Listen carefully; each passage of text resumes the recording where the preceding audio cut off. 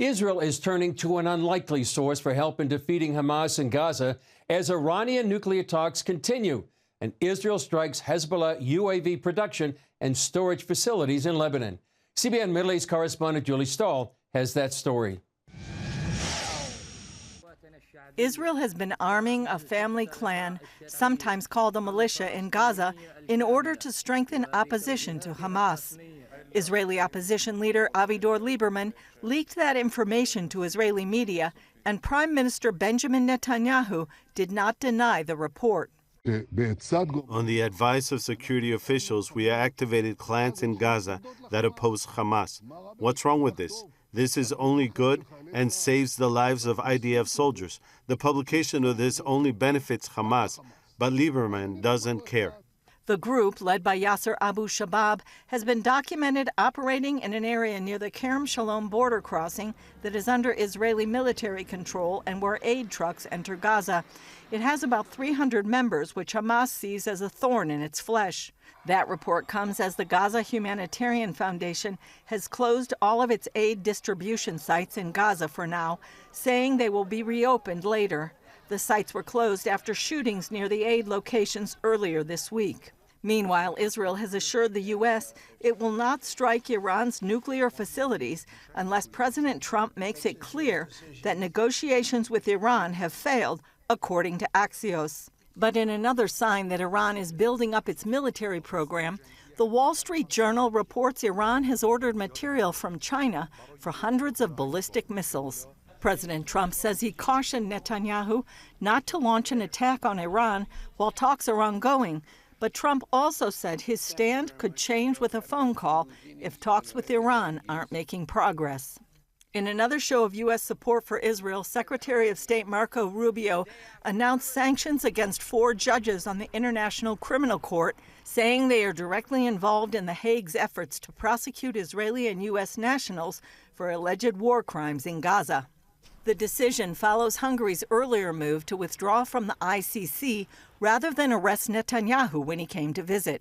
If you check the voting records at the UN General Assembly, you will find a few countries, just a few countries from Europe, opposing every and each anti-Israeli, anti-Zionist resolution. Hungary is among those countries.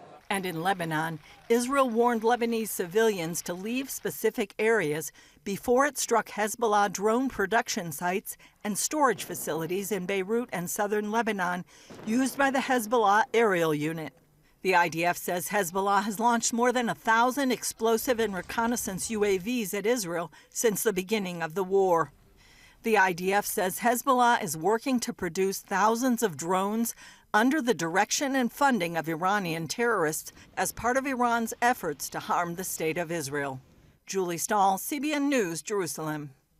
In other news, one of the largest pro-Israel gatherings planned for 2025 has been indefinitely postponed after escalating terror threats from American jihadists left organizers without a viable venue just days before the event.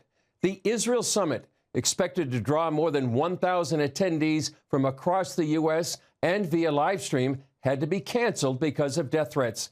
The cancellation highlights the growing normalization of anti-Semitic threats and anti-Israel extremism. With us now is Joshua Waller, one of the Israel guys leading the Israel Summit, whose family has spent decades supporting Israeli farmers in the biblical lands of Judea and Samaria. Joshua, welcome to Jerusalem Dateline. And first of all, tell us what happened. Thank you for having me, Mr. Chris, here. And you know, I would just say that we've had an unbelievable, you know, I grew up in Tennessee, and this is hard for me to understand could even happen in Texas.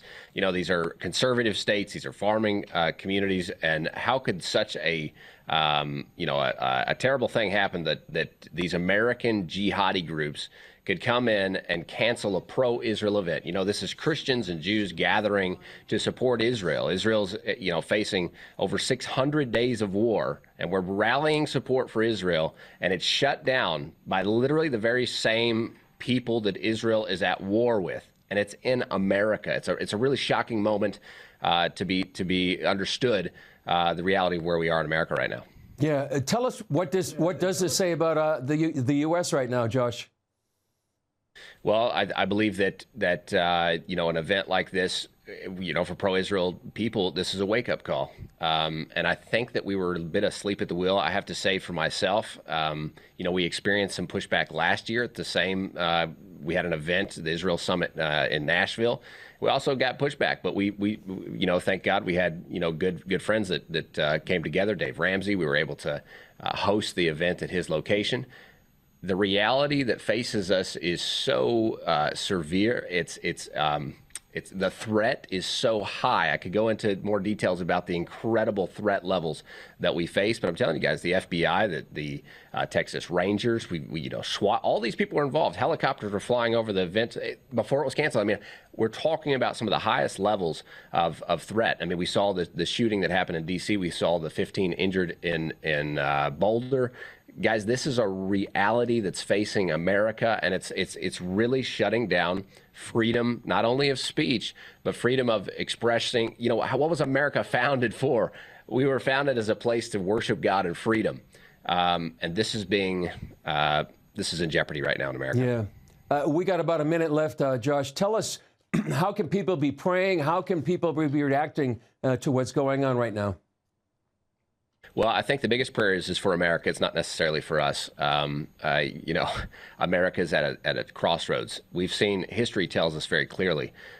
We can look back at history as those that bless Israel will be blessed, those that curse will be cursed. And if America allows this curse to be continue on American territory, on American soil, it will bring a curse to the nation. We've seen what people in history, we had, from Babylon to Greece to Rome to the Ottomans to the British, those that cursed the state, and now even more.